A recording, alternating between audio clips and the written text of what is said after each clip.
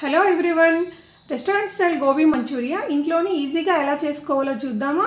ముందుగా కాలీఫ్లవర్ని శుభ్రంగా కడిగి మీడియం సైజ్ ముక్కలుగా కట్ చేసుకోవాలి. దానికి సరిపడా నీళ్లు మరియు ఉప్పు యాడ్ చేసి పొయ్యి మీద 3 నుంచి 4 నిమిషాలు ఉడికించుకోవాలి. ముక్కలు మరీ గట్టిగా కానీ మరీ మెత్తగా కానీ ఉండకూడదు. ఇప్పుడు మరొక బౌల్లో అరకప్పు కార్న్ఫ్లోర్, అరకప్పు రైస్ ఫ్లోర్, అరకప్పు మైదా యాడ్ చేసుకోవాలి.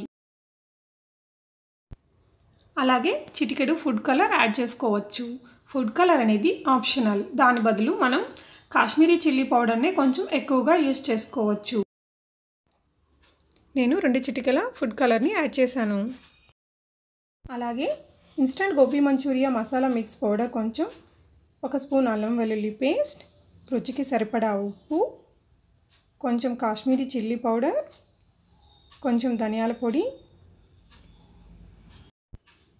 మరి కొంచెం గరం మసాలా యాడ్ చేసుకోవాలి. కాశ్మీరీ చిల్లీ పౌడర్ బదులు మామూలు కారం కూడా యాడ్ చేయొచ్చు. కాలీఫ్లవర్ని స్ట్రెయిన్ చేసుకోవాలి. ఇప్పుడు బాండీలో డీప్ ఫ్రైకి సరిపడా నూనె పోసుకోవాలి. ఇప్పుడు పిండిని ఇక్కడ చూపించిన కన్సిస్టెన్సీలో కలుపుకోవాలి. ఆయిల్ కాగాక ఒక్కో కాలీఫ్లవర్ ముక్కని ఇలా ఈ పిండిలో ముంచి విడివిడిగా మీడియం ఫ్లేమ్లో వేపుకోవాలి.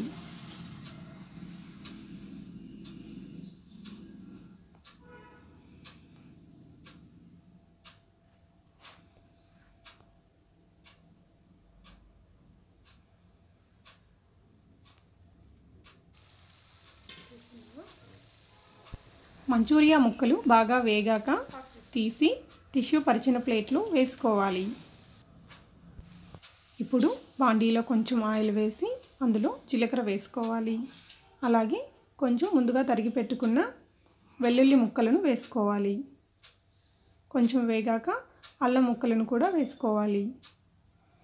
ఒక పెద్ద ఉల్లిపాయని చాలా పెద్ద ముక్కలుగా ముందే కట్ చేసి ఉంచుకోవాలి.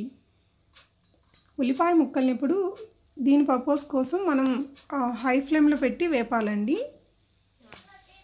అప్పుడే మనకి రెస్టారెంట్ స్టైల్ అనేది కనిపిస్తుంది. మరీ మెత్తగా ఉండకూడదు, హై ఫ్లేమ్లోనే వేపుకోవాలి. కొంచెం కరివేపాకు వేసాను. ఇది సోయా సాస్ కొంచెం యాడ్ చేస్తున్నాను. ఇది ఒక హాఫ్ మినిట్ వేపుకోవాలి.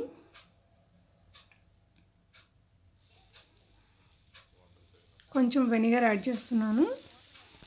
కావాలంటే చిల్లీ సాస్ మరియు టమాటా కచప్స్ని కూడా ఇక్కడే యాడ్ చేసుకోవచ్చు. ఇలా 1 మినిట్ కలుపుకోవాలి.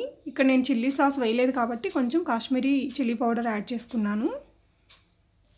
చిల్లీ సాస్ వేసుకుంటే కాశ్మీరీ చిల్లీ పౌడర్ అనేది మనం స్కిప్ చేయొచ్చు. ఇప్పుడు ఈ మంచూరియా ముక్కలని ఇందులో వేసి బాగా కలుపుకోవాలి.